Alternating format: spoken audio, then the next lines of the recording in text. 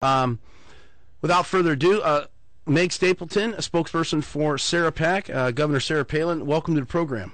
Hey, thanks, Eddie. It's great to be on. Yes, thank you so much. The FEC, according to Associated Press story, the Federal Election Commission has dismissed a complaint over the $150,000-plus designer wardrobe the Republican Party bought to outfit vice presidential candidate Sarah Palin.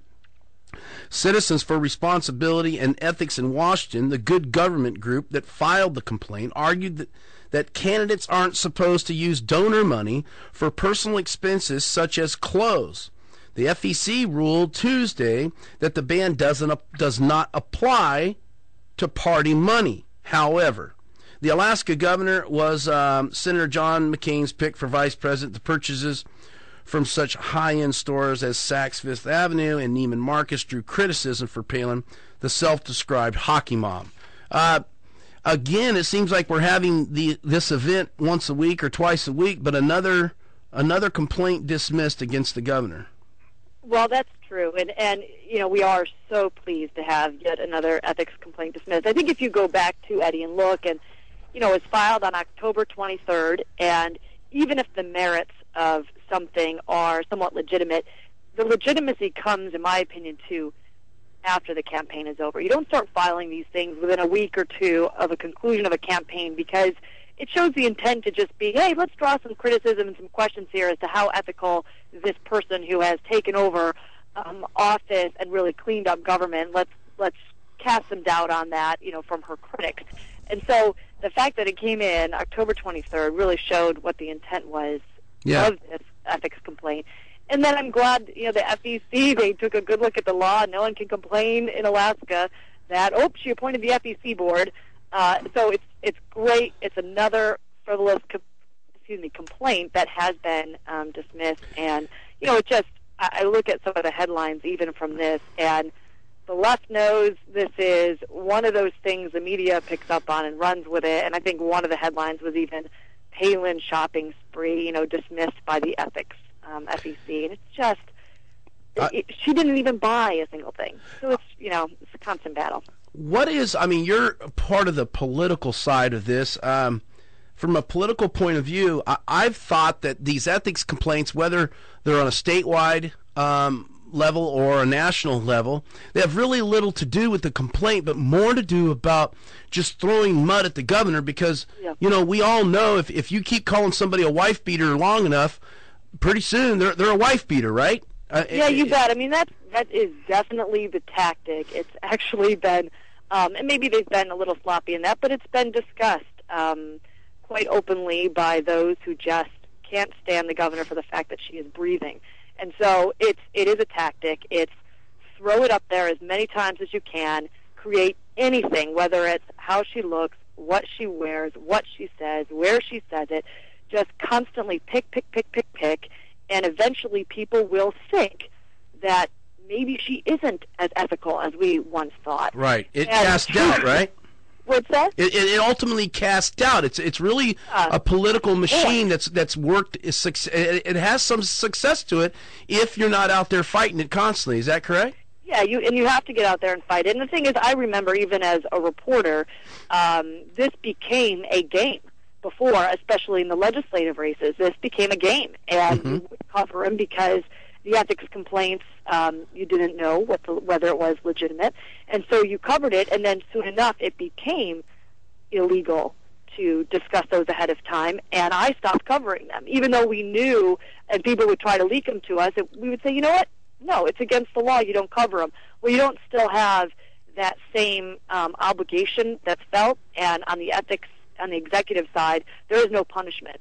So it's, hey, let's create this sensational headline. Let's get a great, massive front page of the paper, and then the dismissal will be on, either buried in the show or buried in the newspaper as a minor paragraph. Oh, by the way, that one was dismissed. And so it works, and that's why they keep doing it. Right. Yesterday, I was talking about some of these complaints, and I mentioned Zane Henning. His wife, Val Henning, as you know, Mr. Henning has filed an ethics complaint against the governor. His wife, Val, called the show in somewhat of a frantic mode, and I said, well, your husband's filed one, and she readily said, and, we got the tape, I can play it back, I may file one too.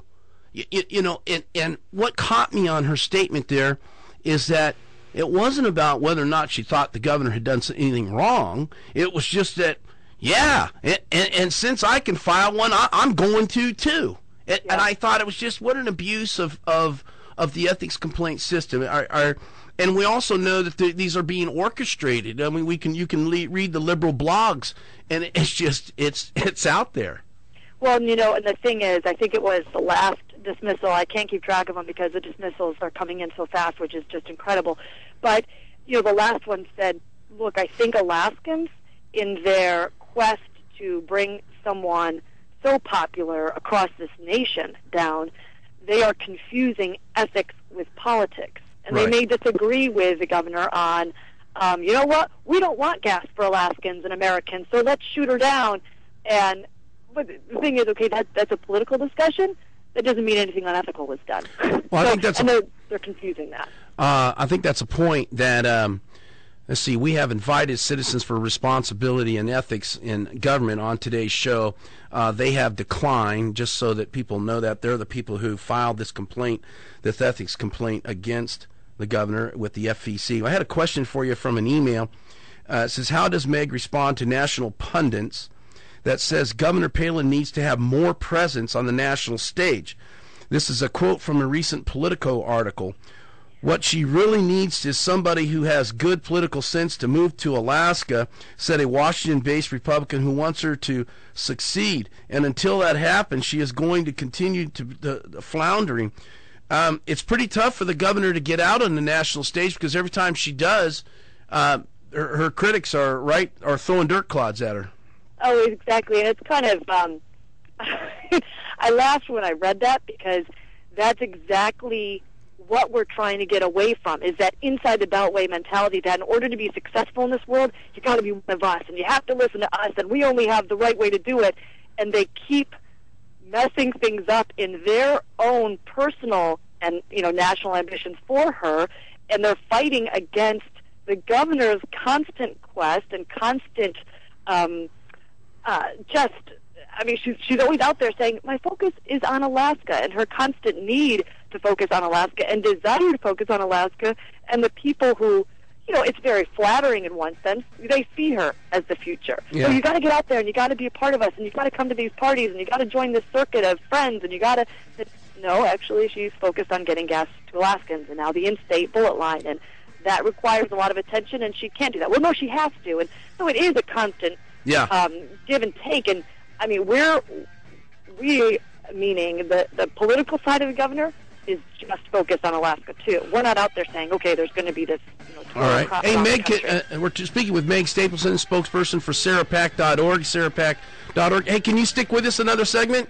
Sure, you bet, Eddie. Okay, thank you. Meg Stapleton will be right back. If you have any questions or concerns, 274-5297, 866-610-5297, or you can always email me at eddie@kbyr.com. We'll be right back.